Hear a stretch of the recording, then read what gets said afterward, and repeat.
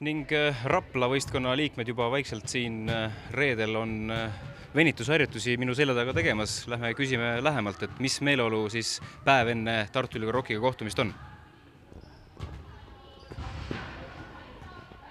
No tere jõudu, mehed!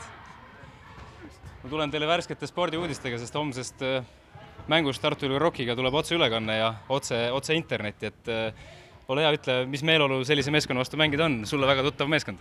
No mis seal ikka, üritame parimat ja muidugi loomulikult hakkate kõvasti vastu ja eks siis edasi näeb, kas suudame või ei suuda.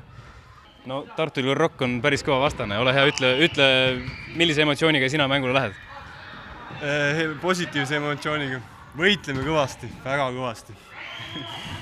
No ma vaatasin, et täna veel käisite kiiresti jõusaalist läbi, kas ega ära ei väsitanud enne homset mängu? Ei väsi, me oleme nii tugev. Me ei väsi siukse reeniga. Te olete tegelikult 3 võitu saanud järjest nüüd, et minek on hea, ütleme nii.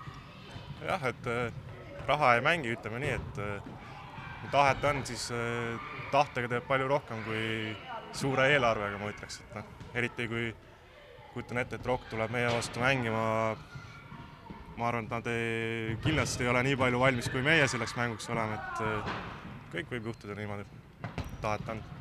Jälgi homset mängu Sport TV-st. Jälgi Rapla ja Rocki mängu sporttv.ee. Tahate näha verd, higi, pisaraid, tulge homme Raplasse. Soome tulla ei saa, vaadake sporttv.ee. Homset mängu kommenteerivad siit Rapla spordihoonest Revo Raudjärv ja Kristo Raudam.